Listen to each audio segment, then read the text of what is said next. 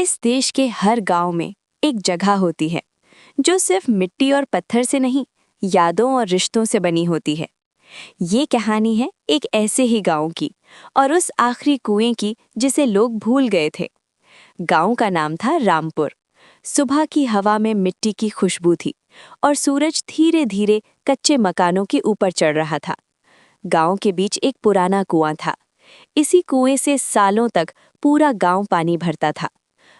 बच्चे यहीं खेलते थे, औरतें यहीं बातें करती थीं और बुजुर्ग यहीं बैठकर फैसले लिया करते थे। फिर एक दिन शहर से लोग आए, नए कपड़े, नई बातें और एक नया शब्द, डेवलपमेंट।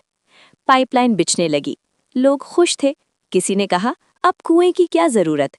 धीरे धीरे लोग कुएं के पास आना बंद हो गए। वही कुआं जो कभी जिंदगी से भरा रहता था, अब खामोश हो गया। सिर्फ एक आदमी रोज सुबह वहां आता था, बाबा श्यामलाल। सफेद दाढ़ी, सिंपल कुर्ता और आंखों में बीते हुए सालों की गहराई। बाबा कुएं के किनारे बैठते, जैसे किसी अपने का इंतजार कर रहे हों।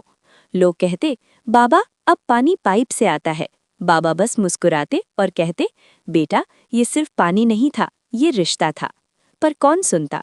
समय गुजरता गया, कुआं टूटने लगा, रस्सी पुरानी हो गई, पत्थर झड़ने लगे।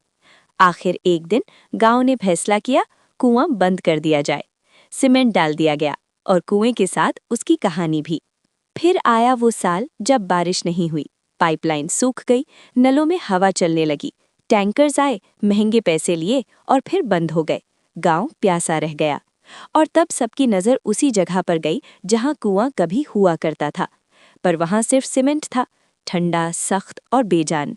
गांव के लोग चुप थे, आंखों में शर्म थी। उस दिन बाबा श्यामलाल ने पहली बार ज्यादा बात की। उन्होंने कहा, इस कुएं को मेरे पिता ने खोदा था। जब गांव में झगड़ा होता था, सब यहीं मिलते थे। पानी लेने के बहाने लोग बात कर लेते थे और झगड़ा खत्म हो जाता था। बाबा रुके और फिर बोले, हमने सिर्फ कुआं नहीं तोड़ा, हमने एक दूसरे को छोड़ दिया। गांव में सन्नाटा था। फिर एक नौजवान बोला, गलती हो गई, पर सुधार अभी भी हो सकता है। सबने एक दूसरे को देखा और पहली बार सबने साथ में फैसला लिया, कुआं फिर से खुदेगा। अगली सुबह बाबा श्यामलाल ने पहली किस्सी मारी। गांव के हाथ मिट्टी से भर गए, पर चेहरों पर उम्मीद आ गई। बच्चे पानी लाने लगे, औरतें छांव लाने लगी और बुजुर्ग हौसला।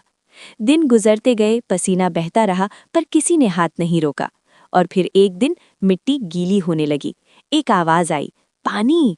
कुएं के अंदर ठंडा साफ पानी चमक रहा था। गांव खुश हो गया, हंसना रोना सब एक साथ। बाबा श्यामलाल की आंखों से आंसू बह गए।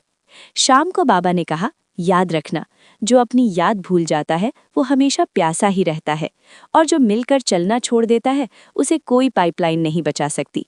गांव ने उस दिन सिर्फ पानी नहीं पाया, अपना रिश्ता वापस पाया। इसलिए जब भी किसी पुरानी चीज को बेकार समझो, एक बार सोचना, शायद उसमें किसी का कल बसा हो।